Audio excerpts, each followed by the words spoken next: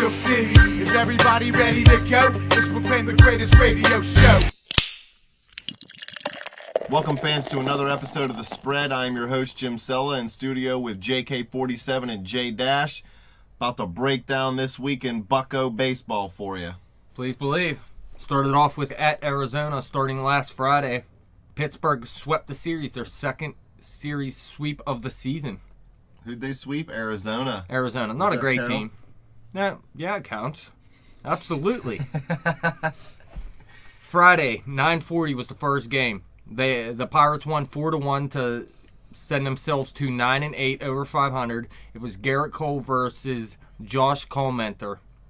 Cole went 7 2/3 innings, allowed 7 hits, 1 earned run, 2 walks, and 7 Ks, moving his ERA to 2.19. He moved to 7-0 since September 7th of last season after that win. So he's on a roll. Definitely, and his fastball was getting into the high 90s also during this game, but even towards the end of his outing. So that's the most important thing. What's he throwing like in the 7th inning? I think he was just getting as high as 97, 98 miles an hour, wasn't he? Yeah, I love it, man. That's exactly what you want to see out of your ace. He doesn't have to throw 99 in the first inning. I'd rather see him throw 99 in the 7th inning. Oh, even like pitching like the batters earlier.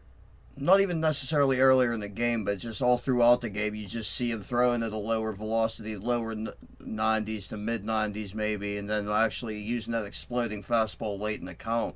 Yeah, you know who else used to do that? Justin Verlander. If he turned out to be anything like him, they got a key piece on their hands. Dude, Verlander was a stud, eating up innings when he was young. Really, Cole didn't get into much trouble. He pitched out of a 1st and 3rd situation in the 4th and stranded 2 in the 6th after allowing his only earned run. So that was it for Cole, dominating. Now, Josh Colmenter, he's been pretty good this season. This game he went 6 innings, allowed 6 hits, 3 earned runs, no walks, and 3 Ks. He moved his ERA to 3.65 on the season, which is pretty nice out of a pitcher like Colmenter. You expect him to be more of a 4 or 5 type pitcher. You know, the bullpen, Jared Hughes, the only batter he faced in the 8th inning. So, I mean, he got Cole out of something in the 8th, and Melanson pitched a perfect 9th for his 4th save of the year.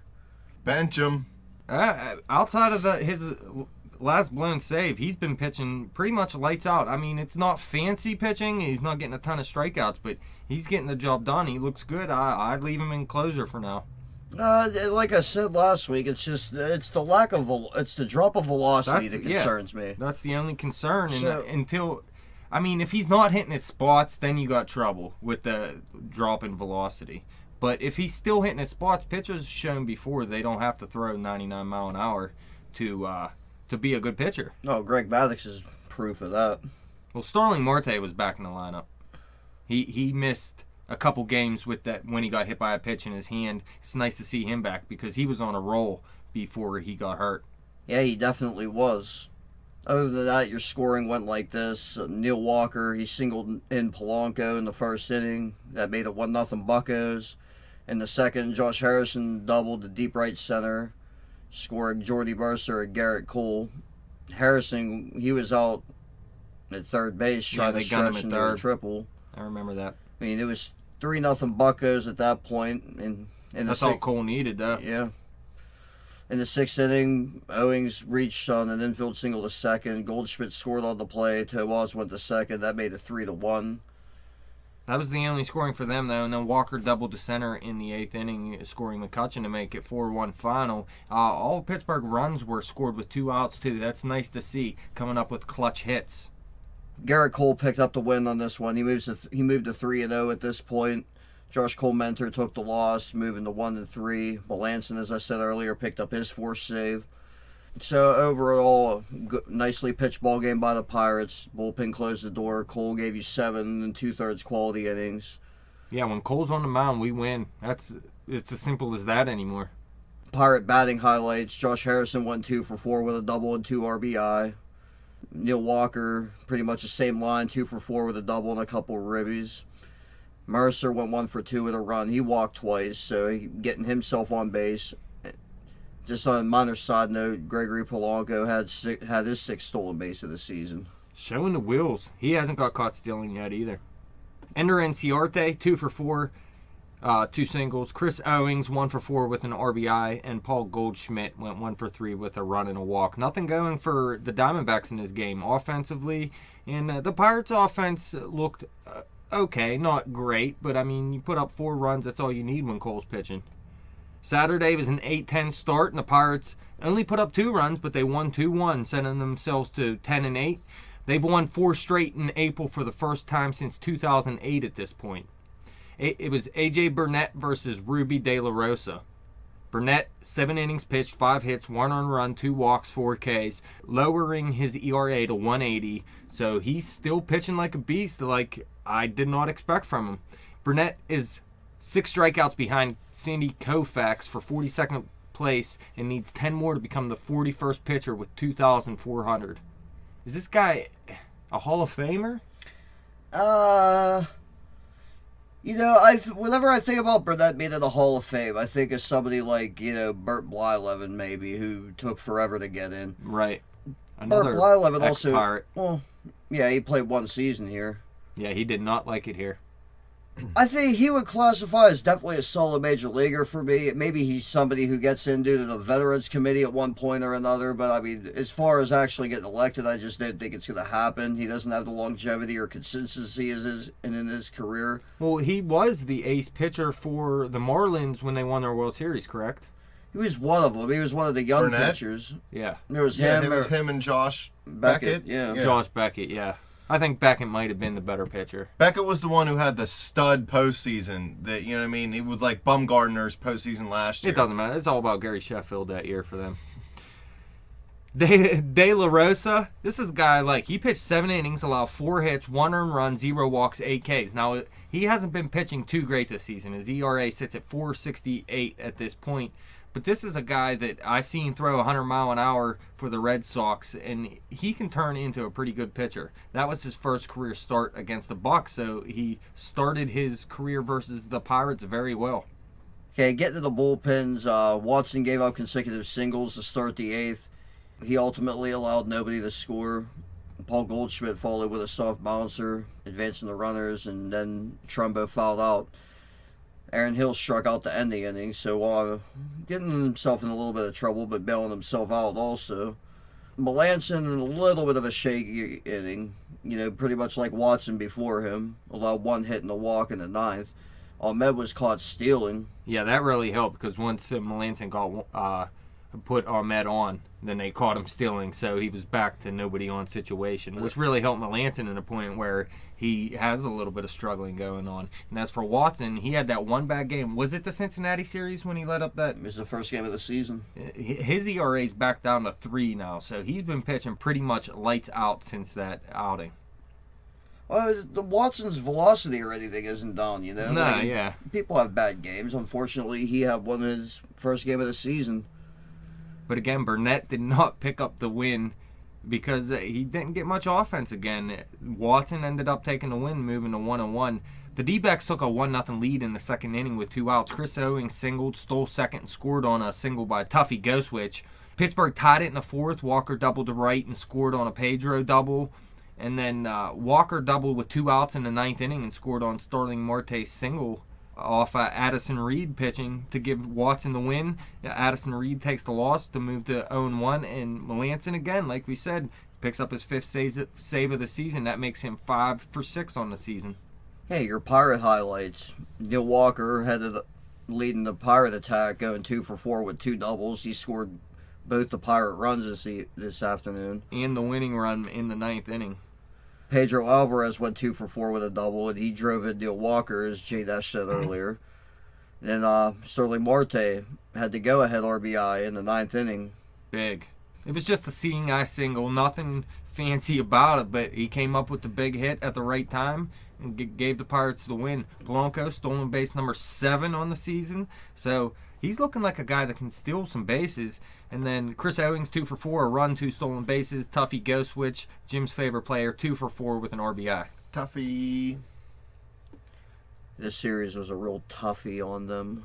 It's brutal. And then you go into Sunday, and the Pirates look good all around. Offense, pitching, everything. It was a 4-10 start. They won 8-0, moved 3 games over 500 at 11-8. It was their first sweep in Arizona's team history. Pittsburgh won 5 straight and 8 of their last 10 at this point, so they are on a roll. It was Francisco Liriano versus Jeremy Hellickson. Liriano went 6 1/3, let up just 2 hits, no earned runs, had 7 Ks. His one big problem, 6 walks. So you don't like to see that out of Liriano. It didn't hurt him because he was unhittable this day, but if he keeps throwing this many walks in games, you're going to see him start to get hit after a while. But his ERA right now, 2.22 on the season. His opponent's batting average is only 133. Yeah, he's looking like an ace. Like I said, even A.J. Burnett looks like an ace right now. And when you have 3 aces on your staff, you're going to be a good baseball team. Well, Liriano has the highest of the 3 ERA at 2.22, so Yeah. that's pretty stud when your top 3 aren't even at 2.5. He actually allowed 3 earned runs or less in 10 straight starts dating back to last season. Well, he was definitely a big part of their late push last year. Yeah. And he hasn't slowed down. It's nice to see, too. You always want to see a couple starts out of Liriano to begin the season before you make a judgment on him. But he looks like he's ready to roll. Jeremy Hellickson, he got lit up. 4 2/3 innings, 7 hits, 4 earned runs, 2 walks, 6 Ks. His ERA sitting at 5.24 right now. I'm not a big Jeremy Hellickson fan. Neither am I. The 6 strikeouts, actually. But then again, it was against the Pirates, so... Yeah. Liriano was lifted after walking 2 with 1 out in the 7th. Hughes ended the threat with a quick ending double play. His ERA sits at 2.70 for a season. Pitching great. You know, Caminero came in. He allowed 1 hit in a scoreless 8th inning. His ERA sits at 3.72. Yeah, he is a little wild at times. It's hard to predict what he's going to do from outing to outing, but I like the prospect of Caminero right now. Yeah, we'll get to another appearance of his later on in these segments that I actually want to talk about. But All right. Bastardo came on and pitched a scoreless 9th inning, striking out 2 and walking 1. His ERA is at 4.91. Cervelli sat this game for rest purposes. Yeah, day game after a couple night games. I mean, this wasn't an early game, but you're going to see that pretty much every series. The final game, if it's an earlier game, you're going to see Cervelli sit, and I have no problem with that. The Pirates started scoring early, and really they never let up. Alvarez singled to right, scoring Harrison and Polanco in the first to make it 2-0. Walker doubled to right center, scoring Polanco and McCutchen in the 5th. That made it 4-0. Stewart had a sac fly to make it 5-0 in the 8th. Polanco had an RBI double in the 9th to make it 6-0. Kutch had a sac fly driving him in to make it 7-0. And then Sean Rodriguez, who's been a pretty good hitter for the Pirates this season, had a single in the 9th inning to score Walker to make the final score 8-0. So you don't see the power of this game. You just see a lot of hitting by the Buccos. Liriano finally got a win, moves to 1-1. Jeremy Hellickson takes the loss, his 3rd of the season, moving to 1-3. Now Pittsburgh, in this series, they scored 8 straight runs with 2 outs to start the series. So clutch hitting coming from the Pirates. They need clutch hitting because they're not having great hitting this year. Well, in this game, the Bucks 1 through 5 hitters, Harrison, Polanco, Kutch, Walker, and Marte, went a combined 11 for 21, 3 doubles, 4 RBI, and they scored all 8 of the runs. So they also drew 3 walks. Yeah, all 5 of them had big games, and Alvarez hit 6th. He also went 1 for 3 with 2 RBIs. He has 11 on the season now. He had a 2nd error of the season. Mercer had an error as well. Goldschmidt 0 for 2 with 2 walks and a stolen base. That's pretty much it for the Diamondbacks. They had nothing going offensively that game. Liriano and the bullpen shut him down. Josh Harrison, the Diamondbacks announcer called him Sean Harrison twice when he was up at bat. 2 different times. Well, How can you not know the baseball players when you're an announcer? That's something. pretty pathetic. Even I know who J-Hay is. Boo. Mark Madden and his little song. J-Hay. Yay. Tra-la-la-la-la. But some series notes, the Pittsburgh Pirates outscored Arizona 14-2 in this series. So you got lights out pitching and good hitting in this series. That's exactly what you want to see, and that's why they swept the series. It was, like I said, the second series sweep of the season. The starters They let up both runs, but it was in 21 innings of work between Cole, Burnett, and Liriano. That's exactly what you want to see out of your starting pitching. Yeah, please believe. Well, I don't think you can even expect that. think of it this way, okay? If your pitchers are throwing 7 innings a game, you're playing 6 games a week, sometimes 7. That's basically 7 innings. You got to figure out how to work between. And it's nice when 6 you got or 7 pitchers. Watson, and when Melanson's on his game, I mean, you don't even have to worry about the 7th and 8th usually.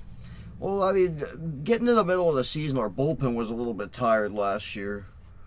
Well, that's why they brought in this Bastardo. I know we lost Justin Wilson, but we got that Holtzcomb now, and we got Caminero. So we got some guys, and Jared Hughes has taken a huge step up this season. He was great last season. Actually, he's been good in, often, he had a really good first season.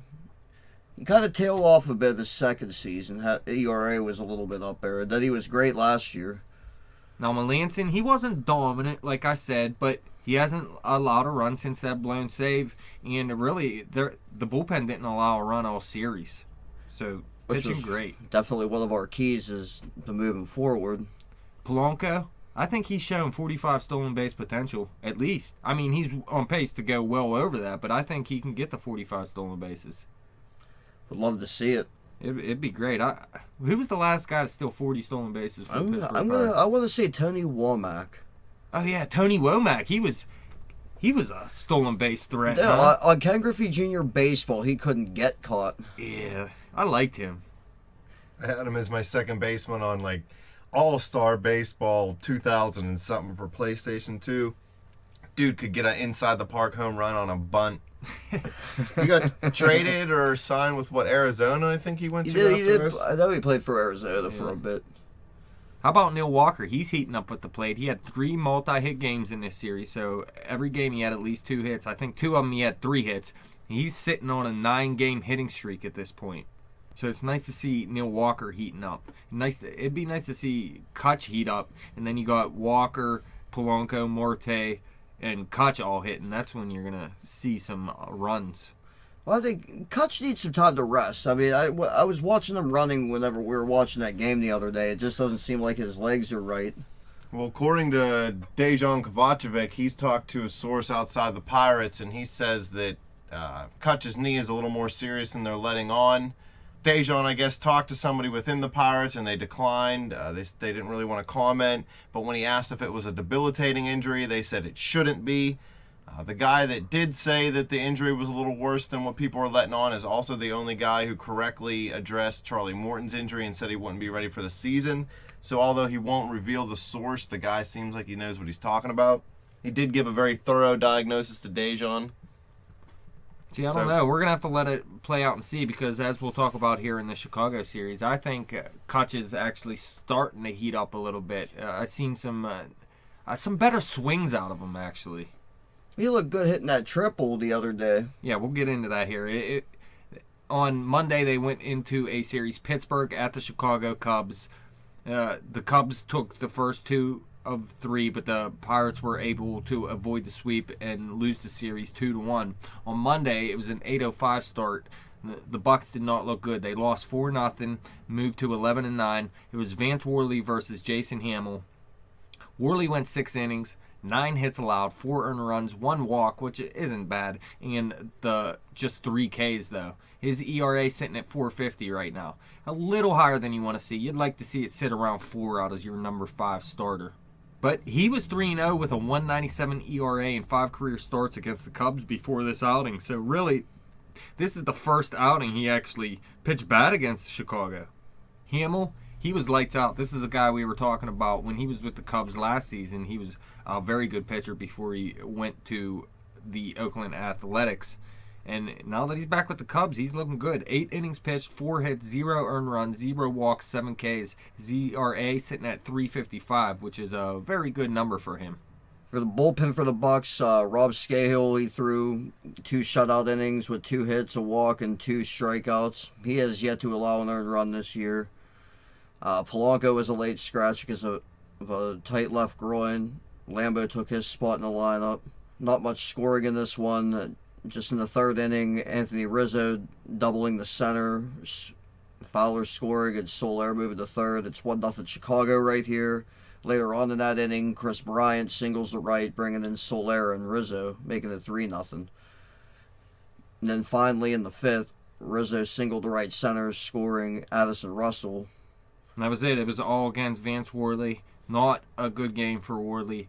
Not terrible. You'll see worse games out of him, but this isn't what you want to see from him. Hamill took the win, 2-1. Worley took the loss to move to 2-2. Not much offense for the Pirates at all. Like I said, Hamill went 8 innings, just allowed 4 hits. Cervelli went 1 for 3 with a single. Neil Walker went 1 for 4, extending his hitting streak to 10 games. As for the Cubs, they were hitting the ball all over the place. Fowler, 2 for 3 with a run, a walk, and a stolen base, his 5th of the season. Soler, 2 for 4 with a double and a run. Anthony Rizzo, 2 for 3 with a double, 2 RBIs, his 8th and 9th, a run and a walk. Chris Bryant, 2 for 4 with 2 RBIs. He already has 9 RBIs on the season. That's ridiculous to me. Addison Russell, 1 for 3 with a run, so he's coming along. The young second base prospect for the Chicago Cubs. But that's pretty much it for that game. Nothing too interesting. A good game by the Cubs, I guess you want to say. Well pitched game anyway. Jason Hamill pretty much shutting the door. Tuesday is the same time, 8:05. They lost 6-2, moved to 11-10 on the season. This was Jeff Locke versus Travis Wood. Locke, this was the worst outing for the Pittsburgh Pirates this season. 3 2/3 innings, 8 hits, 6 runs, 5 of them earned. 3 walks, 5 Ks, moving his ERA to 4.76 on the season. He was pitching pretty well before this outing. He just got blown up, and we said it last week. Wait for the other shoe to drop, because the Locke isn't going to pitch like an ace all season. No, definitely not. He was absolutely horrible in this game. Terrible. He gave him no chance to win. Simple as that. Wood, on the other hand, he pitched pretty well. 7 innings, 5 hits allowed, 2 earned runs, no walks, 9 Ks. He let up 1 home run. His ERA is sitting at 3.04 right now. He's been pitching well this season, and when he plays the Pirates, Polanco and Alvarez don't play, so he got a pretty easy matchup. Yeah, definitely. Bastardo came on. He finished the 4th inning, recording an out and allowing a hit. 4.50 ERA for the season for him. Rodimus Lees came in, pitched the next 3 innings, 2 hits, and no earned runs, 3 walks. He struck out 2.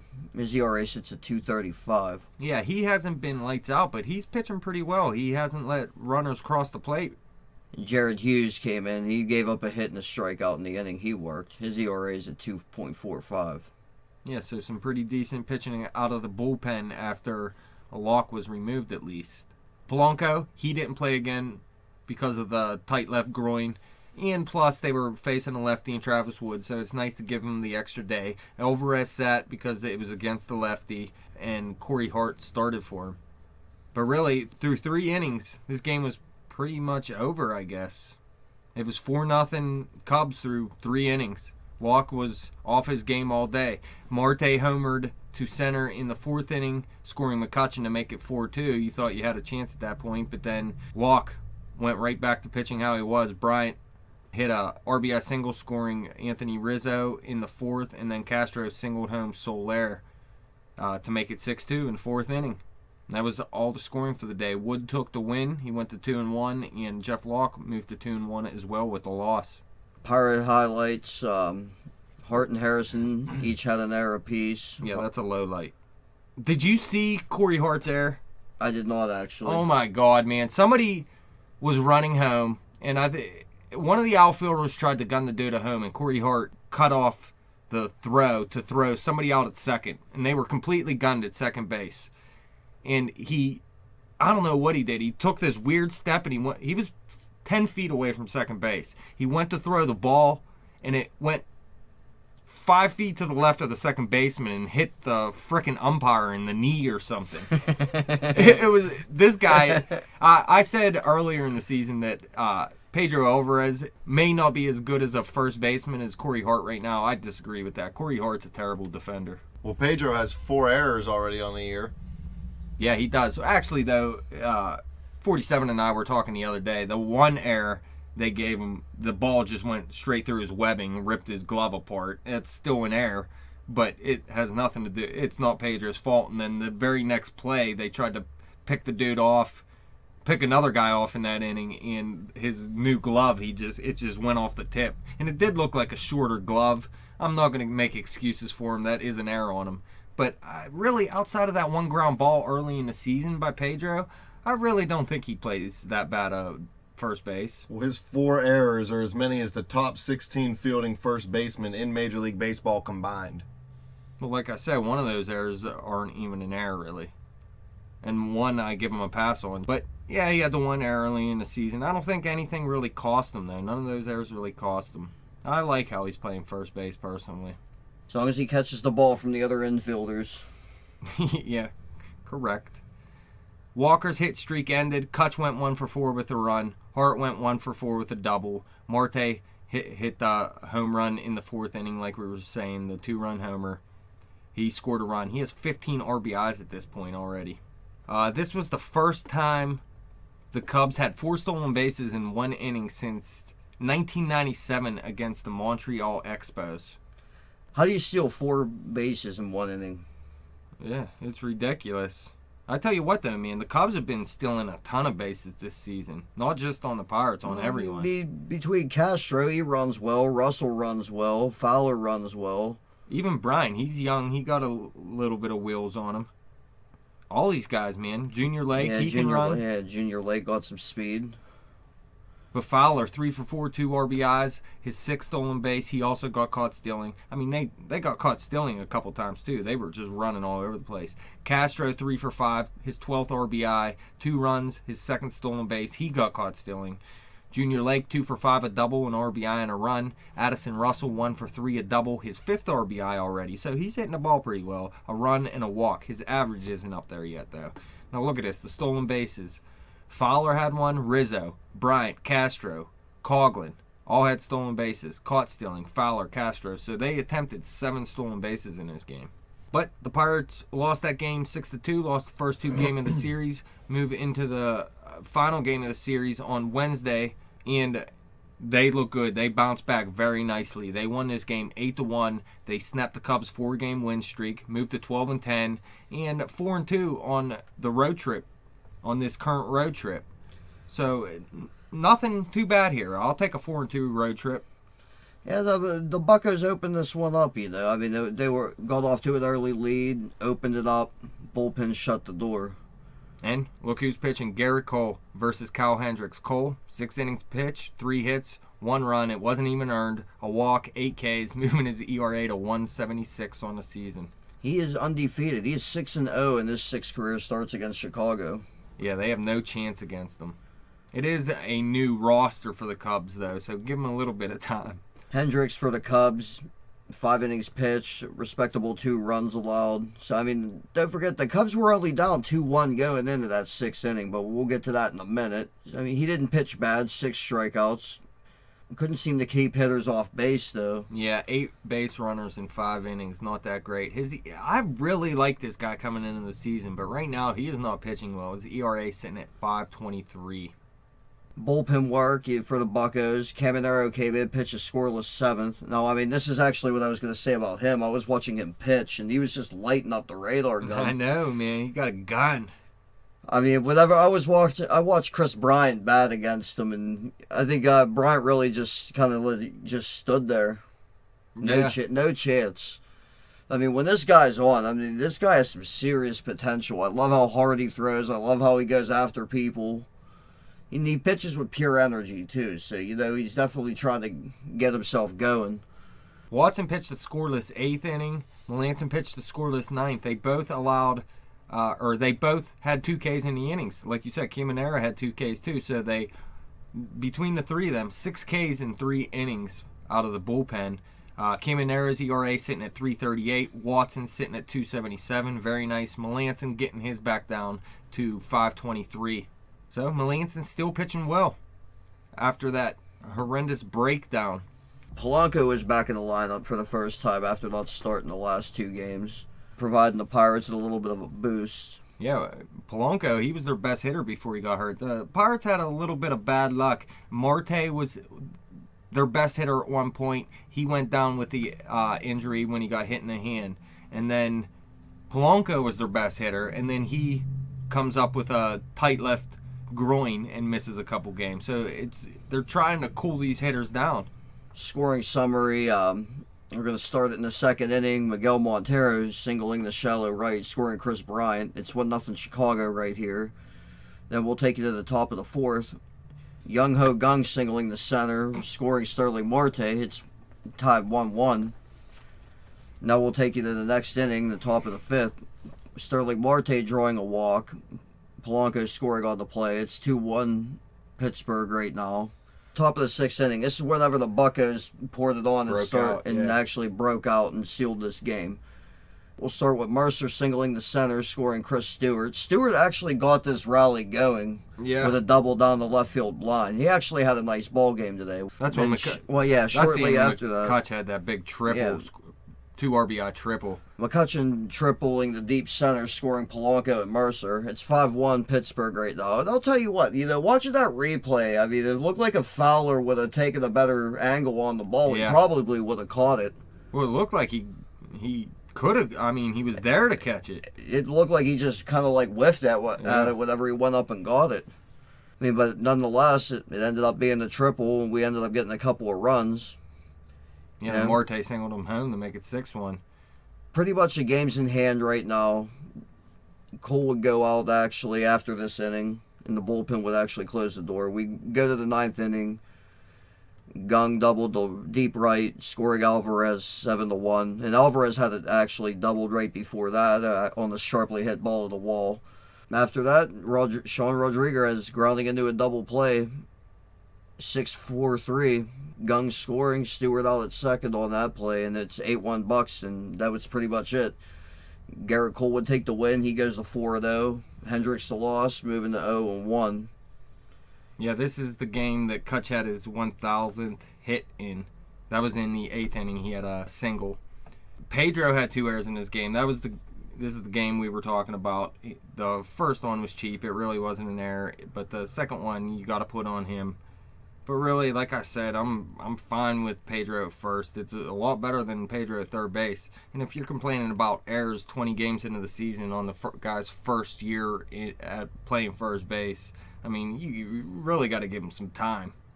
I don't know. He's on the field. You just got to expect errors. So I'm not going to... Yeah, I mean, don't get me wrong. He's still going to make errors. As long as he drives in runs and we score runs, I mean, you're just going to have to take it.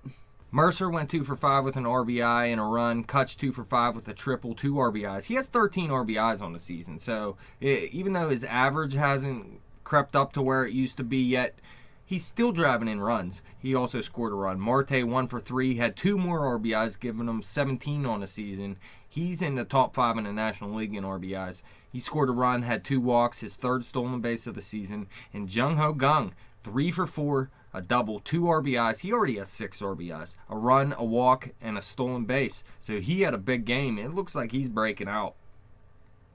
Dexter Fowler, 2 for 4. Anthony Rizzo, 1 for 3. He got caught stealing. He tried to stretch his single to a double, and Kutch gunned him at second base. Miguel Montero, 3 for 4 with an RBI. He has 10 RBIs on the season already, so he's having a pretty decent season so far. Series notes. Kutch may be breaking out of his early slump. Now, Jim said something about his knee may be messed up. Who wrote that article? Dejan Kovacevic. Okay, so it's possible, but this last series, I started to see a little something from Kutch for the first time this season. I hope that's the way it goes, but we'll really have to see which way it turns out to be. Marte's run production. Yeah, that, like what I was just saying, he's in the top 5 in RBIs this season with 17 already, and his average is still sitting down at like 250. Yeah, that's definitely going to come up if he keeps hitting the way he has been. Gung's been looking solid. Gung's been the man. He's coming in his own real quick. I mean, he had, 7 at-bats or something, and everybody's like, this dude stinks. He has 1 hit and 7 at-bats or some crap. I mean, you got to give him some time. He's getting up, he's starting to work up some at-bats, and it's showing. He looks comfortable at the plate. The bullpen this series pitched 9.1 innings of scoreless baseball. That's huge. That's an entire game out of your bullpen pitching shutout baseball. So I'm loving what I see out of this bullpen so far. Yeah, they had their rough outings, but all in all, this bullpen looks very good to me. Well, the starters in the bullpen pitching well. The offense has got to pick it up, and they got to keep doing it at the same time. They can't alternate all year long where one slumps and one plays well. Yeah, if you remember last year, good. Aside from the last game, though, the starting pitching wasn't good this series. Not the series, but it has been for the year. Yeah, overall, definitely. But you got to remember last season too. The offense started slow. It's something that the Pirates might just do as a team.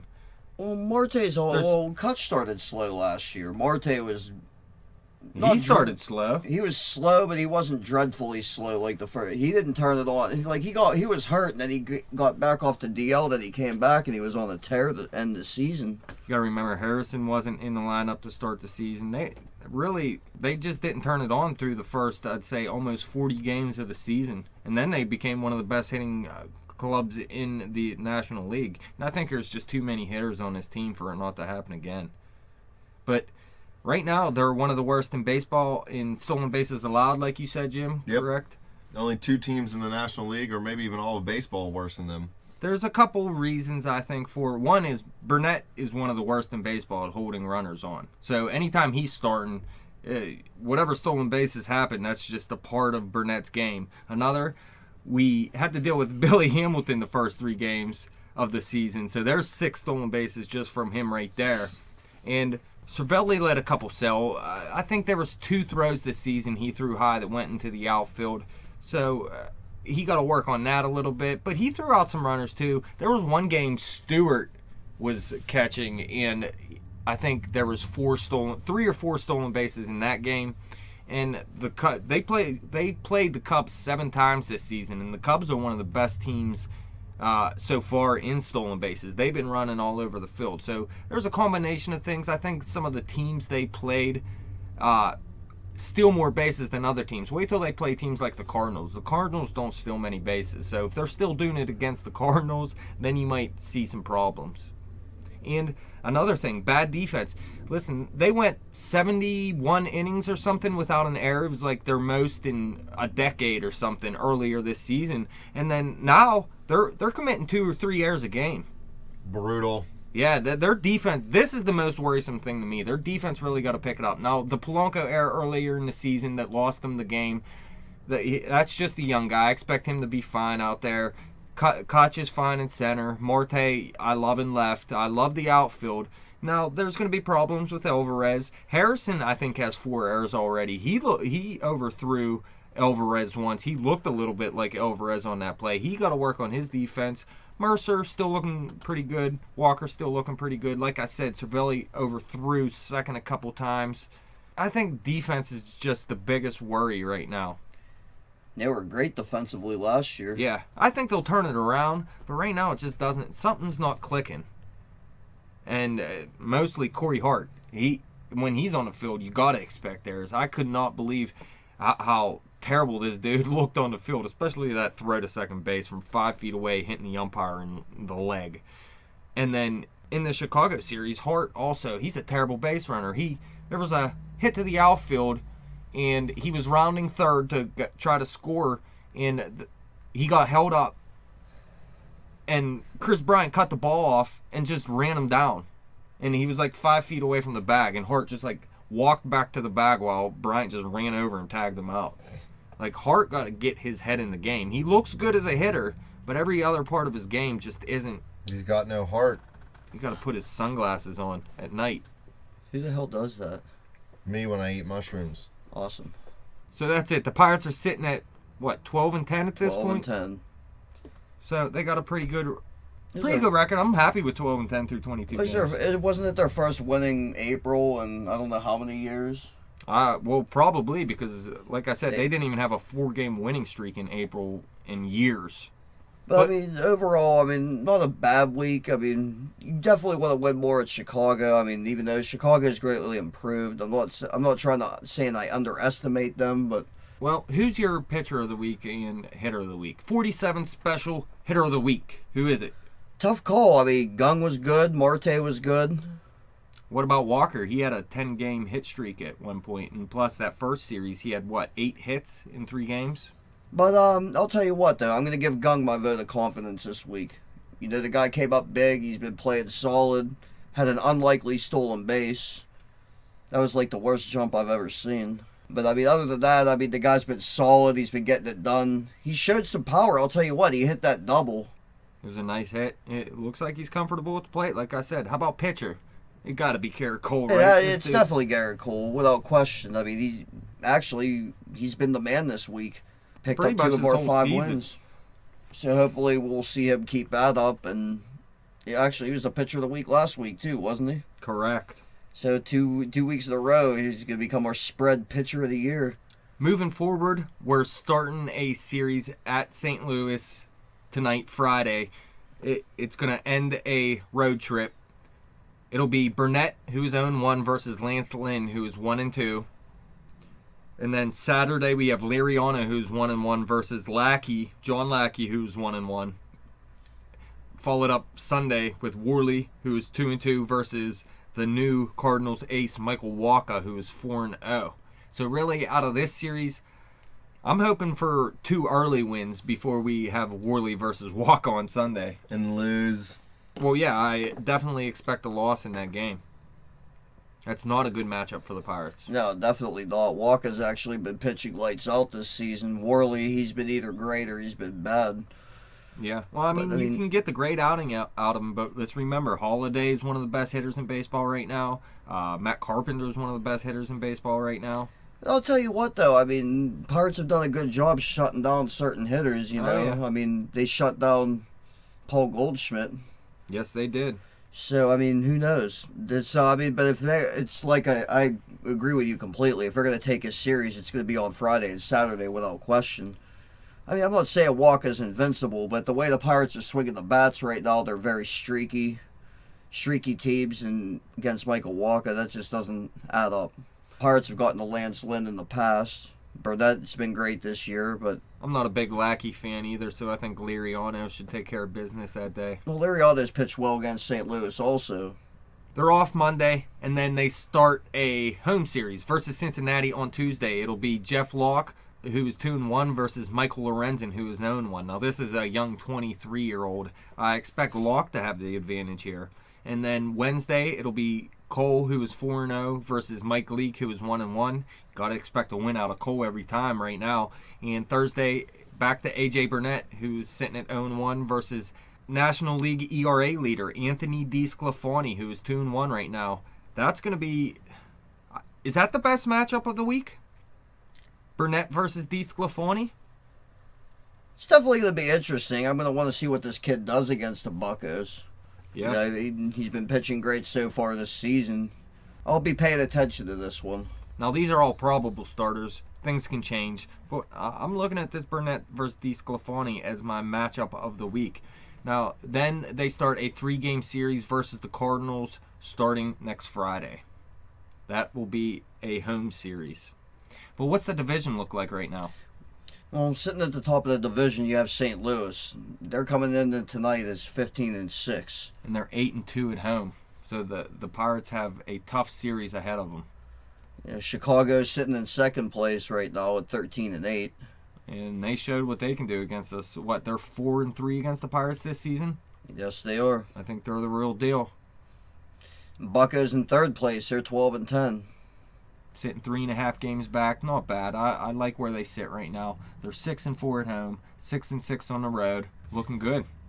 Cincinnati sits in fourth. They're at 11-11. I expect them to stay in this division too. With Joey Votto hitting how he's hitting, Billy Hamilton all over the bases. Frazier looks good. Jay Bruce is looking better this season. I think Cincinnati could be for real too. And let's not forget Anthony DeSclafani and Johnny Cueto, a good 1-2 in my opinion. And Milwaukee's sitting in dead last at 5-18. Expect them to stay there all season long. Oh, they will be there all season long. We'll talk about a couple other things within the division. The St. Louis are sitting at the top. They've scored 92 runs as a team this season. They've only allowed 55 runs. Yeah, but losing Wainwright, that number's going to start to go up, I think. I don't really think, it might not even affect them all that much. They got all that pitching down there. And yeah, they don't have another Wainwright, though, man. No, If not they necessarily. do, then they're in Maybe excellent shape. what if Walker becomes Wainwright? But they already had Walker there. There was supposed to be Wainwright and Walker, in my opinion. Now it's just Walker. And you got some guys. There's that Coonley, I think his name is. Carlos Martinez. Yeah, Carlos Martinez is pitching well. I expect him to drop off a little bit, though. I guess this is where losing Shelby Miller hurt. Yeah, Shelby Miller. I wasn't big on him, but he's having a decent season right now. But, you look at how the Pirates stack up against that. 89 runs scored. They've allowed 71 runs. Yeah, look, Cardinals, 92 runs. Cubs, 90 runs. Pirates, 89 runs. Reds, 89 runs. So you could say the Pirates aren't hitting right now, but really they're right up there with the rest of the division.